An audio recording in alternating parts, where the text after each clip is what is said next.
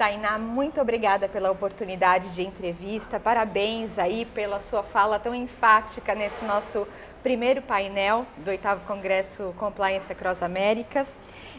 Eu quero saber como é que o capitalismo se encontra com os direitos humanos. O que falta para as empresas para que elas, de fato, pratiquem o capitalismo consciente?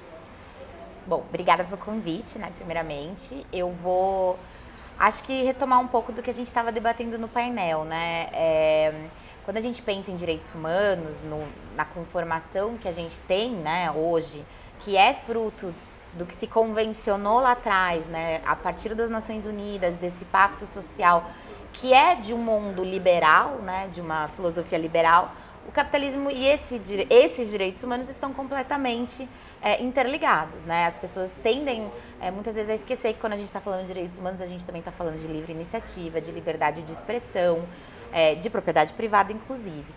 Acho que estamos em um momento em que podemos sim repensar, inclusive se essas são as bases de sociedade que a gente quer continuar mantendo ou não, o que a gente quer ajustar, e é um bom momento para uma repactuação tanto sobre direitos humanos, inclusive difusos, né? Hoje a gente fala de direito humano ao meio ambiente, à água, né? A uma vida saudável, ao ar não poluído. Então, a gente está penso eu, num momento quase um portal para ter esse novo debate, né? E aí eu acho que eu não vou responder, eu vou perguntar, será que é esse modelo que a gente quer continuar? Será que a gente pode pensar um novo capitalismo, né? Será que a gente pode pensar algo que nem capitalismo chame, que a gente chame de outra forma, cada vez mais tecnológico, inovador, inclusivo, diverso, humano, humanizado, enfim. Acho que a gente tem aí uma pergunta que talvez a gente não precise necessariamente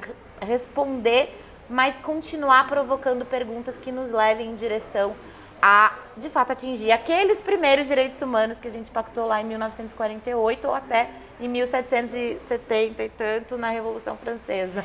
E em que pé as empresas brasileiras estão com relação a esse pacto? Cláudia, eu gosto muito de provocar quando eu recebo essa pergunta, inicialmente o conceito de empresas brasileiras, né? Eu acho que a gente tem uma tendência, e incluindo aqui até o poder público, a sociedade civil, a tratar o bloco empresarial, o setor privado, como se fosse algo monolítico, né? Como se todas as empresas brasileiras fossem o mesmo perfil. E a gente não tem absolutamente isso na realidade. Começando pelo fato que 90% das empresas brasileiras são pequenas e médias empresas, né? Então há uma diversidade de níveis de maturidade nesse debate muito profunda, né, entre empresas que já estão avançadas e já fazem devida diligência em direitos humanos, avaliação de impacto, olham para a sua cadeia. A gente tem grandes cases no Pacto Global, inclusive, de empresas parceiras, engajadas, que estão investindo na cadeia de valor para desenvolvê-la, enfim. E a gente tem empresas que sequer acham que direitos humanos é um assunto do seu negócio. E aí eu costumo dizer assim, a gente aceita todo mundo para esse debate, né? A gente quer que venha, seja pelo lucro, seja porque acredita, seja pela causa. Eu brinco que vacina funciona, que a gente acredite ou não, né? Então vamos começar a trabalhar com todo mundo. Então as empresas brasileiras não são um grupo homogêneo e a gente precisa cada vez mais conseguir dialogar com todos os perfis de empresas, de empresários, de empresárias e de pessoas na sua diversidade, na sua pluralidade. Então é importante adaptar também com como a gente está se comunicando nesse tema.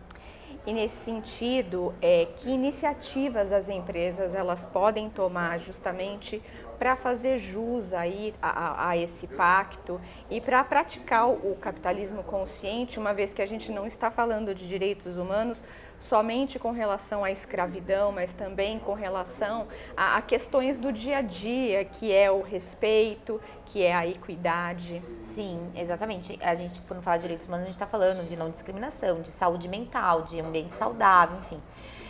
O Pacto Global da ONU nasce justamente com esse propósito, né? Quando o Kofi Annan, então secretário-geral das Nações Unidas, cria esse grande pacto, é para que as empresas se tornem protagonistas também das soluções dos problemas que, de certa forma, elas criam, né? Então, como que a gente vai resolver? E aí, é para isso que no pacto a gente tem uma jornada ampla, né, de conhecimento, de ferramentas, de metodologia, de trocas em rede, de trocas setoriais, porque a gente entende justamente que é preciso que a gente avance coletivamente, né? Então, quanto mais empresas e organizações se unirem para não ficar inventando a roda, mas para caminharem, inclusive em cima de aprendizados que já existem, mais rápido a gente vai avançar.